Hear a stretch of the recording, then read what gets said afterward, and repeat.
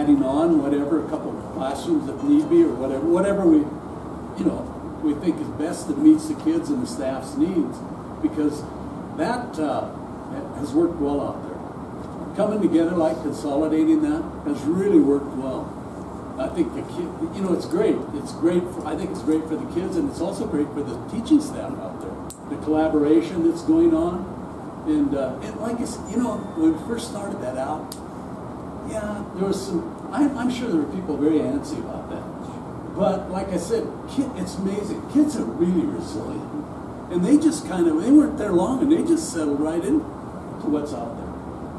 So, and for us to actually, if you look at, we looked again about the possibility, we talked about that, maybe having to split again schools, but we didn't want to do that because you're duplicating services, and we went from 4 sections to 3 sections, and that has worked out, really worked out well. And we did that too out of need too. Remember back when I think there were 9 or 10 teachers that went away.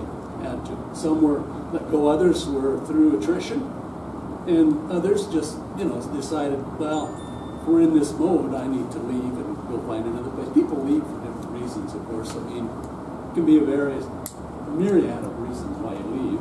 Some is, you know, enhance your career, money, and it worked itself out though. It did. It really did. Yeah. And I can't say enough about our staffs throughout this district, really. And Jan was instrumental. When they were over at the middle school over there, you know, the teachers she talked with the teachers over there, and they were kind of leery about coming over here, being moved. She said, let's go over there. Let's walk through that building and see what's over there. Some of you have never been in that building. Let's go look. Well, staff came over, walked through the building and said, man, this could probably work, you know. And by golly, it did work. You know, you talk about students being resilient. I think the staff is. Oh, yes. Staff is in every building. I don't mean just here at Pinehurst. Well, it's been throughout the district. Yeah. So staff has really been wonderful. Yeah. I see, as a community member, kids here, plan on 20-some years here now, living here and realizing that our schools are really important to our community, and we want to see our community have great things to offer. And we're at a point where our buildings don't just have needs, they're huge issues. They need to be fixed.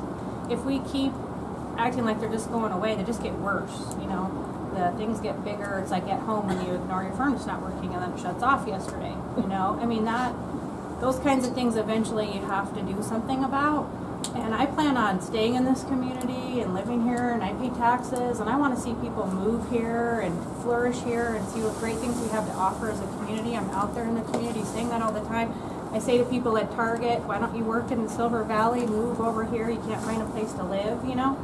I mean, I honestly do that. I think we are blessed to be here, but we can't keep doing stuff with nothing and just going, this isn't going to work. We have to go sell this and tell people this is what we need, and this is how we will make it work.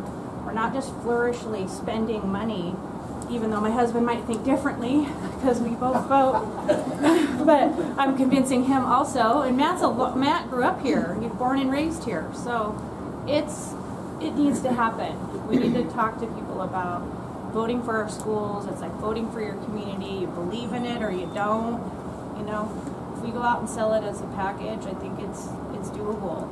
And I know it's a lot of money to put out there, but man, if we don't, we're just going to nickel and dime it to death, and we're never going to get the full, you know, thing working. And I think that's what you'll find when we get to the other schools as well, is that we have nickel and dimed them. You know, Tim's done a great job with the budget he's been given to make sure that the faucets are still running and all of those things. But there comes a time even when in our own homes when we just plain need to update and fix them and spend some extra money, and that's where you're going to find some of our facilities really are. So the importance of what you're doing, we can't express enough our thanks, because we can go out into the public and we can talk about these things, but no one's going to believe us like they will believe you. And you've seen it firsthand, you've walked through, and we see these buildings every day. You're looking at new eyes, and perhaps as we start making the decisions about where to spend and what are our priorities, you might see it a little differently than we do, and we need to have that perspective as well. So that's just, it means so much to us that we have this turnout tonight. And I had a question about the videos. I give it to Simon, and then Simon downloads it. And I haven't received a link to them yet, so I don't know if it's out there, but I'll make sure that links are sent out to this committee so that you can go back and see any that you haven't, or if you just want to review them, they're there for you. Thank you for coming, even though it's a snow day. We appreciate you still Yes, very much so. We have a board meeting tonight. That's what the setup is for in here. If anybody want to stay till 7, you're welcome to do that. You can join us at 7. Mm-hmm. I send you an